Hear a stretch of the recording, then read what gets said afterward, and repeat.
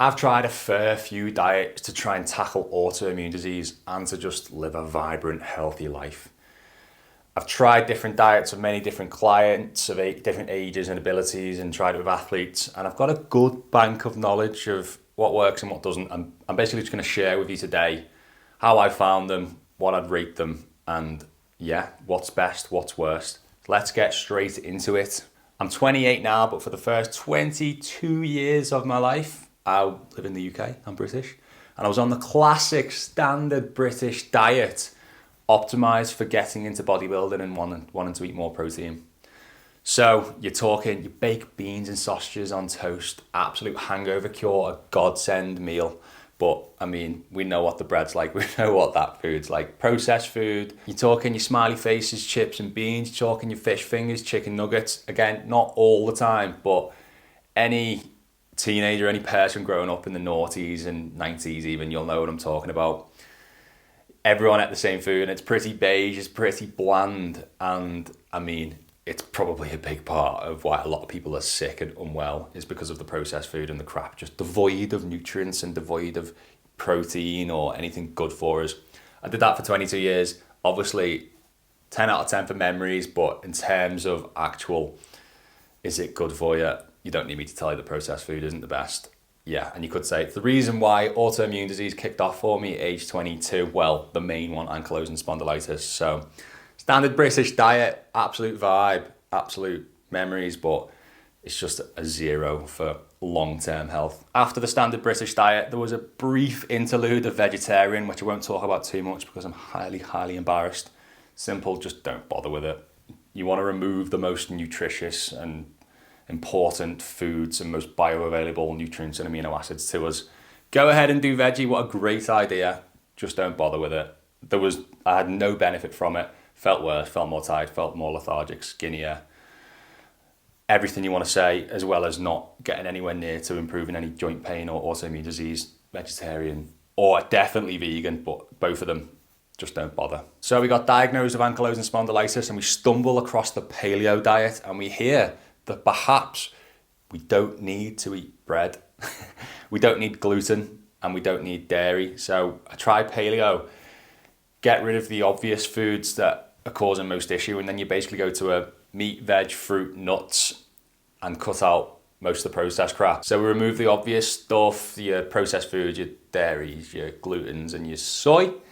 And yeah, massive changes for me overnight. I was 24 when I first did it, so I would say I was very responsive to a new diet, but going from the standard British to paleo was a massive change in feeling. And for me, it was like an overnight, almost got rid of the AS. And I've said before, I think if I'd have just carried on with paleo, didn't mess around and come off the diet, I could have been just fine on paleo at that time because it completely cured the Ankylosing at the time.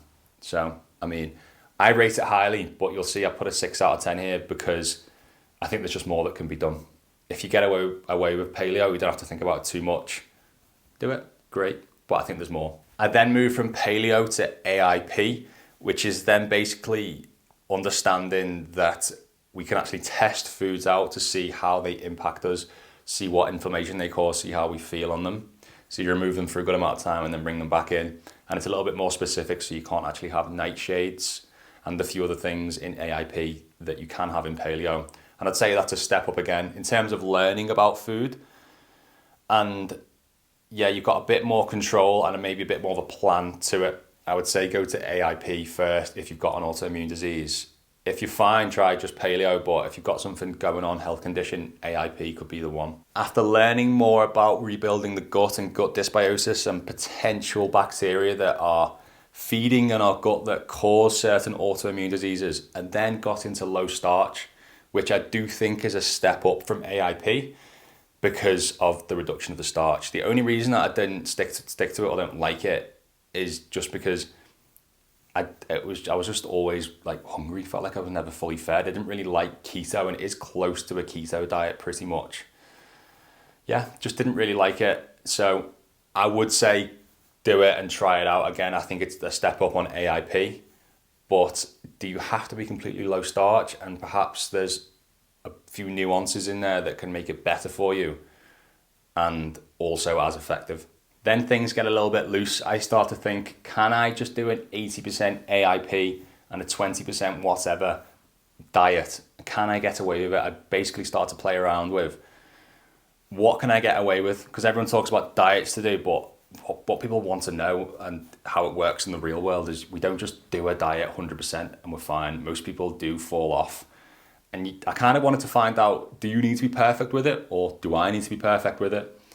And the final result of it basically is just 80-20 is just not possible. I tracked it very well, and I would say I was close to 80-20, but still, the 20 just balloons more.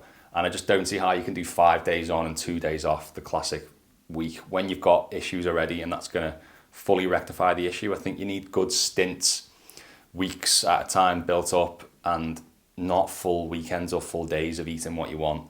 I wouldn't bother with it if you've got any sort of issue. If you've got no issue, go for it, because 5 days of control of a diet is better than none.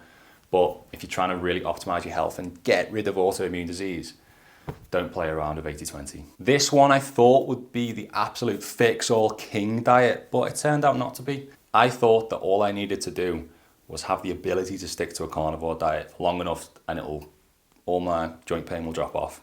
This didn't happen, and I just felt so low energy on it, and I felt like as I was doing it, I just wasn't sure that it was the right thing.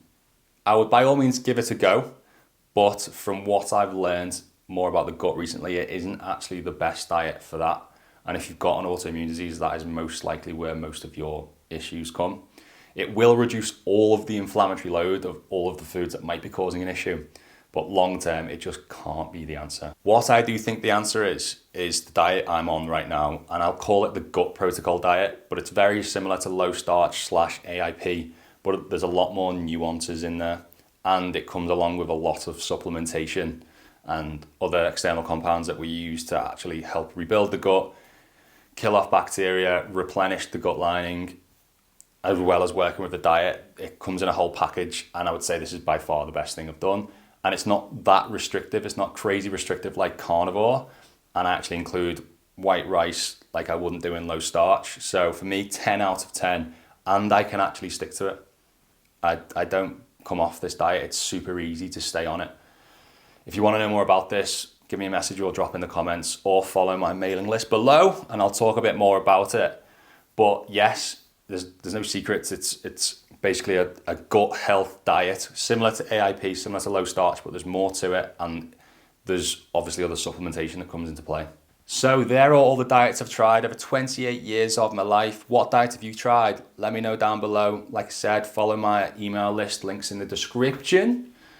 If you've got any ideas for content that you'd like me to put out there, what you'd like me to answer or to talk about, also let me know in the comments. But yeah, hope that can give you a bit of an idea as to what you might want to try, what you shouldn't try. And yeah, we can all get nice and healthy. Take care.